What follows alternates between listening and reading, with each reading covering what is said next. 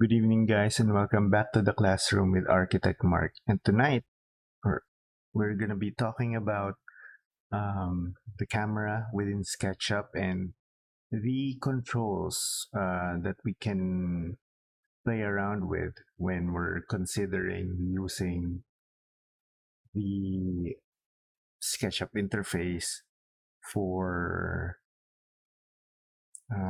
proper output and production of actual perspectives here. So we have our timer on the ready, of course, and let's go to the classroom now and start this up. Okay, so the camera within SketchUp can be characterized as basically uh, a floating camera, which is always looking at your object from one pointed space. Now, mm, getting grips getting to grips with how you move around the space is very important. For example, zooming in and out is not as straightforward as it is in CAD. For example, here, if you're zooming, it depends where your mouse is positioned, and that's how the zoom will react. For example, we position the mouse away from our objects and we try to zoom in there, you can see that the zoom concentrates itself to that position. Whereas if we put our mouse over on Mark's t-shirt design here and we try to zoom in, that becomes the focus of the zoom, and so on and so forth. For example, if we try positioning our mouse here, zoom in there, it becomes the focus also.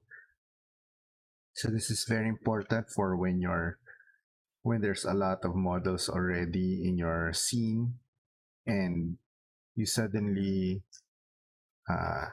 go into an object, because this is what happens here often is you get inside of an object. This is inside of that box we were looking at earlier, and then you keep zooming in until you cross that threshold.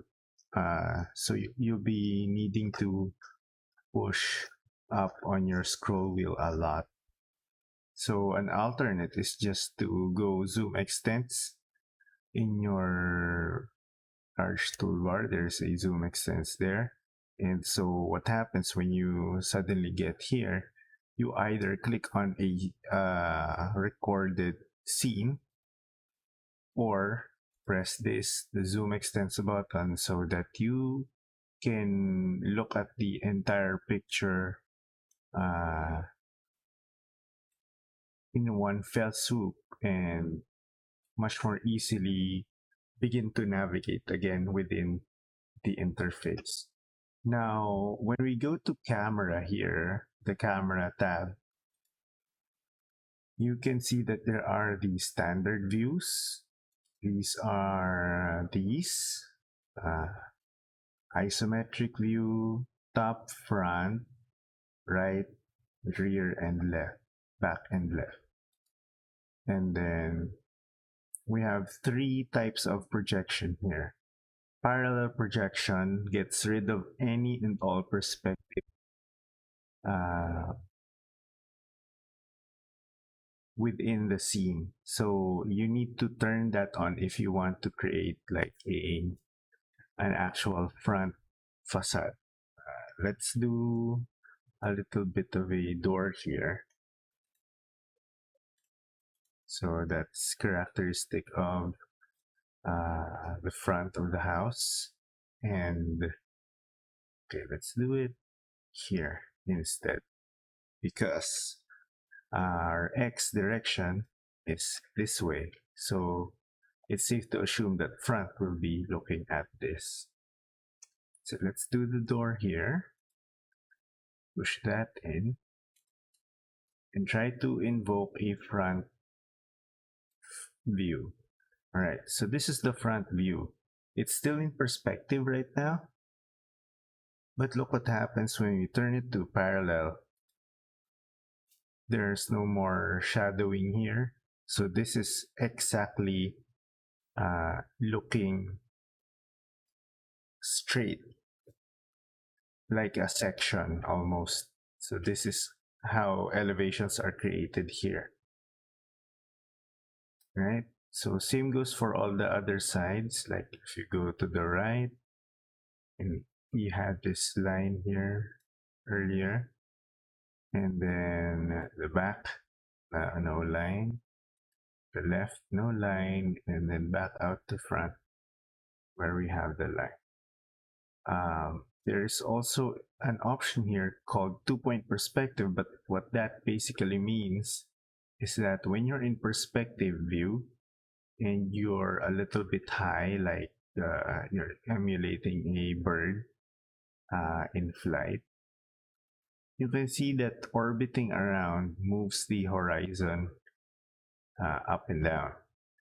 When you invoke 2-point perspective, it moves the horizon to dead center. It doesn't matter what kind of orientation you have at the time. So that will happen. So once you move it regularly using your mouse, it defaults back to perspective view. So match photo. This is something that is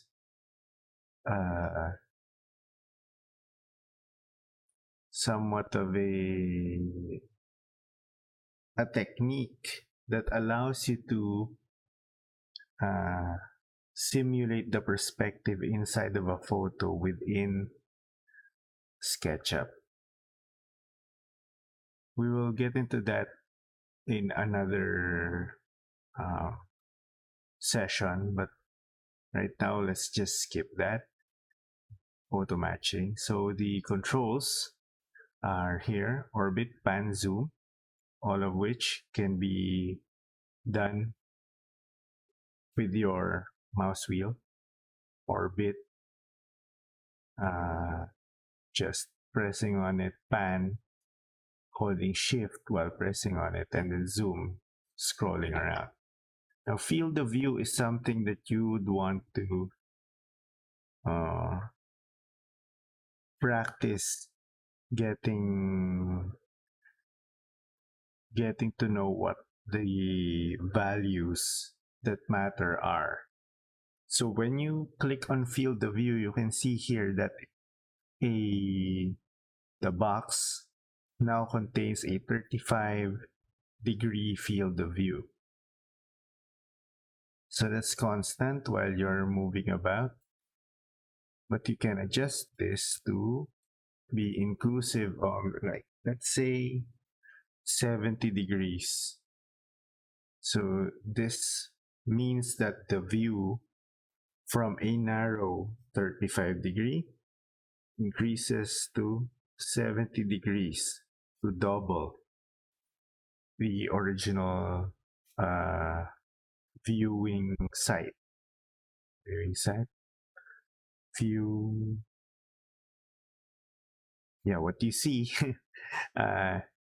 becomes more. You see more of the sides of the view with a bigger field of view. I suppose it has a limit. It should have one. Just under 180, because it's going to be hard to represent, especially with the horizon line. So that's field of view. The standard is around 35, like it was earlier. One of the contentions between using the field of view and editing it is that the 35-degree field is most closest to human perception. So when you adjust that, you should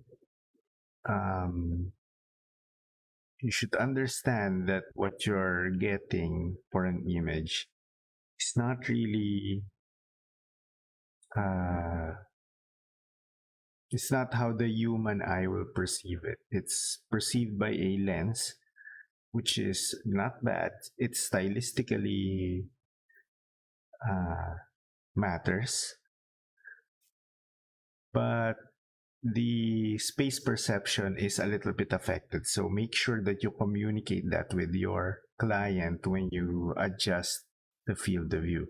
It's kind of like looking at how real estate agents uh, increase the size of their listing by using a wide angle lens when they're shooting the space. Okay, so that's the adjustment of field of view is just you go here, you put your mouse over here, and then type how much field of view you want.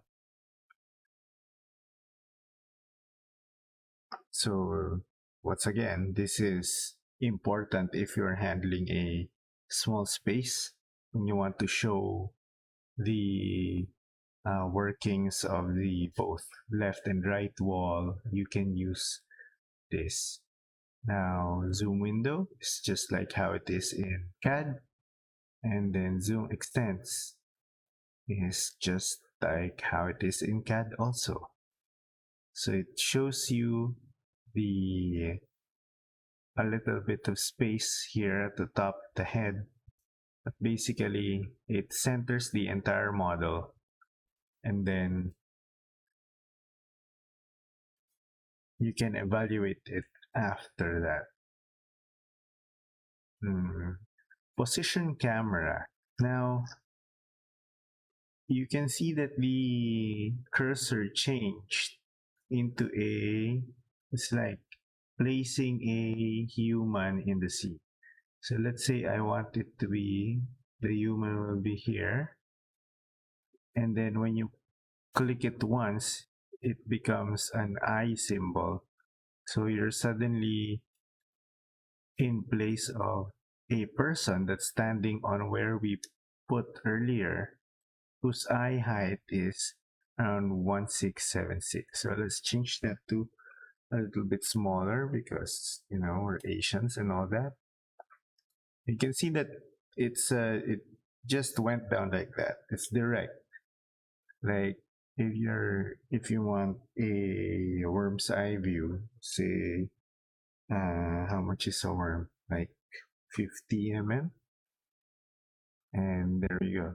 This is a worm's eye view of our structure. There. That's how that works. Just remember to save the scenes when you are satisfied with the view so that you won't need to do it over and over again, especially since it's not really necessary. Yeah, let's look at what else we have. Oh, we have walk. So we are now standing here. Let's adjust the eye height once again to 1500. 1500.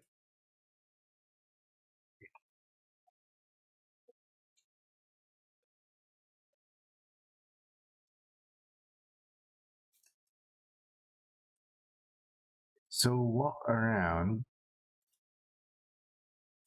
is basically like a virtual movement through our space. So it follows the mouse like a game whose intensity of movement is affected by the distance that you have from the primary cursor position.